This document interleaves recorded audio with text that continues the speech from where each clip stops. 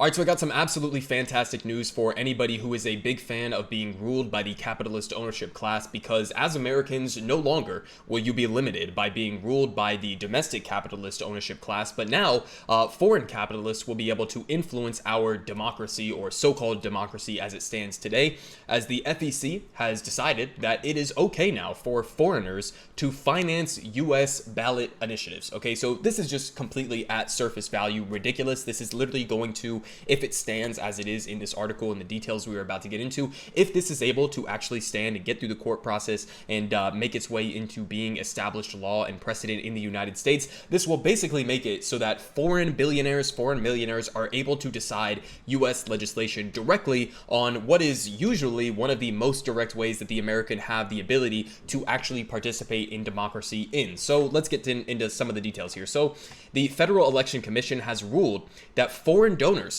can finance U.S. referendum campaigns, opening the door to foreign spending on fights over high-profile policy issues, Axios has learned. And why it matters, they say foreign nationals are currently barred from donating to U.S. political candidates or committees for very obvious reasons, but the FEC's decision allowing them to support ballot committees provides another avenue for foreigners to directly influence U.S. voters and domestic policy. And they say a major question stemming from the decision is whether foreign nationals are now permitted to spend money to influence the actual mechanisms of the U.S. democratic process. I think that answer is pretty very obvious and out in the open in terms of the decision that they are making with this. Yes, the ballot initiatives that they are talking about here are a part of the democratic process, but that's basically what they have completely ignored in this ruling. And so they say that would include congressional redistricting, which is frequently subject to ballot referenda, and the FEC's ruling did not address that question, meaning it will likely be litigated in future fights at the commission. But knowing how our court system is completely owned and operated by the capitalist class,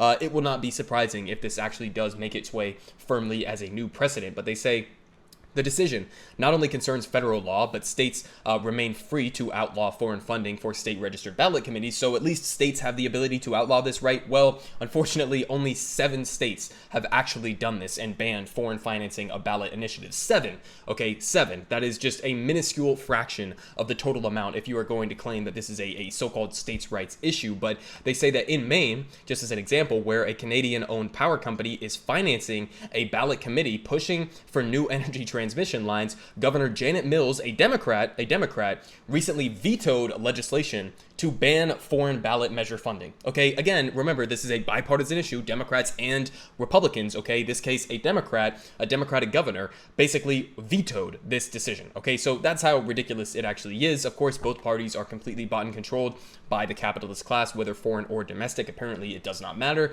But they say that driving the news in a 4-2 vote in July, the FEC ruled ballot initiatives are not elections under existing federal law, and therefore the foreign donation prohibition doesn't apply. Ballot initiatives are not elections? What the fuck does that even mean? This is like the most direct way that you as Americans actually have the ability to directly participate in a democracy. You get to vote directly, right? These are the same ballot initiatives that we've seen around the country, that even though we have Crime Bill Joe, who is a massive drug warrior, this is how we get states having the ability to legalize marijuana, for an example. It's because of ballot initiatives, often citizen-led ballot initiatives. But what this is basically saying is that those apparently don't count as elections, okay? Apparently, if the capitalist class is not able to have a firm grip on our elections, then they no longer count as elections. But that's basically what they are saying there. But they continue here saying that 2 sources familiar with the decision told Axios that FEC Chair Shanna Broussard, a Democrat, voted with the panel's 3 Republicans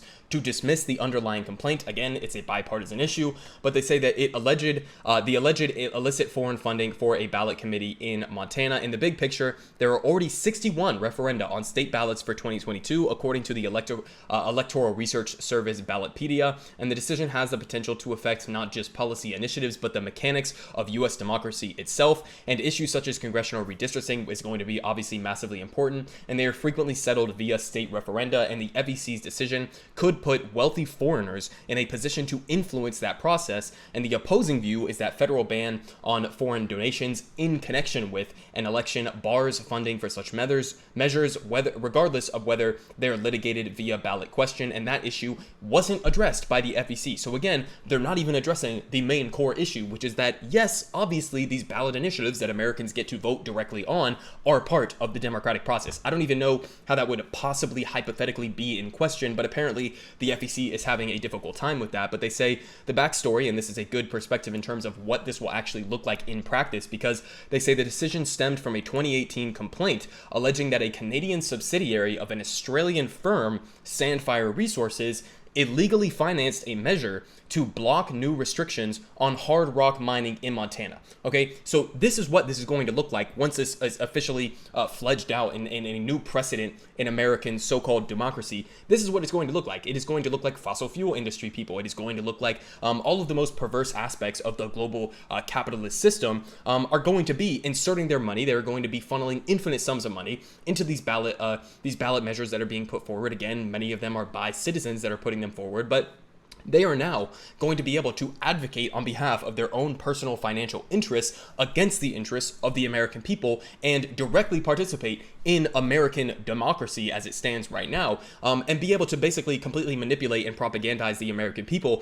to oppose certain ballot measures that are actually to their own benefit. Okay, so it's just completely ridiculous at surface value. I don't know how the fuck anybody could possibly read into this type of decision that is being made by the FEC and decide that the American political system is still a democracy in any way, shape, or form. This is not how a democracy works, okay? Not only should we not have corporate financing of our elections here domestically, that is in and of itself maybe the single main problem with American democracy, is corporate financing and the propaganda and the manipulation of our political system to suit the capitalist ownership class. But this is now extending that from domestic issues to foreign policy issues. So what is the extent of this logical conclusion that we are getting right here? Is Saudi Arabia now going to be able to potentially finance ballot initiatives if people want to say, oh, I'm going to bring forward a citizen-led ballot initiative to bar, any trading with Saudi Arabia in connection with their war crimes that they're committing in Yemen? It's just, I don't even know what the extension of this could possibly be, but it's obviously terrible, and it is obviously anti-democratic to say the least. But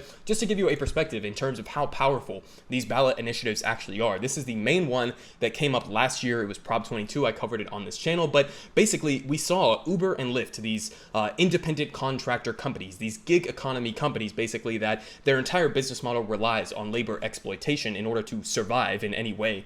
And basically, they ran a propaganda campaign in California to get this Proposition 22, which was one of these ballot initiatives. And you see here from Vice, Proposition 22's victory shows how Uber and Lyft break democracy, because they spent $200 million, as I say down here.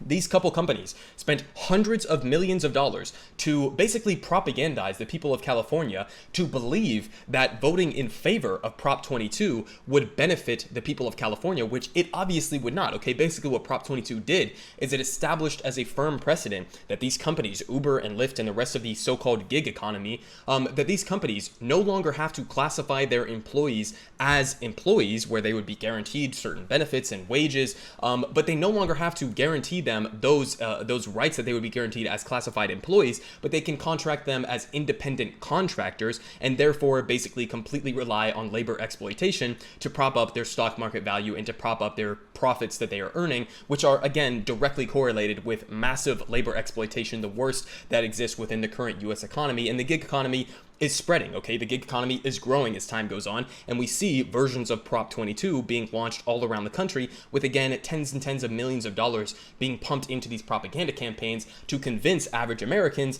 to vote against their self-interest, basically. That is the situation that we have right now. So if this FEC ruling continues and is established as a new precedent, this will set the precedent that no longer as Americans, again, will you be limited by being ruled by the domestic capitalist ownership class, but now you will be able to be ruled by any number of foreign billionaires and millionaires who decide that they want to participate and sabotage American so-called democracy in whatever form that it exists right now. I don't know how anybody looks at the current situation with corporate financing here domestically in our politics, with basically the entirety of both the Democratic and Republican parties completely bought and controlled by corporate America, and then decide that we still have some semblance of a democracy when we are now going to be allowing foreigners and foreign governments and foreign political bodies having the ability to basically participate and sabotage whatever semblance of democracy that we actually have left.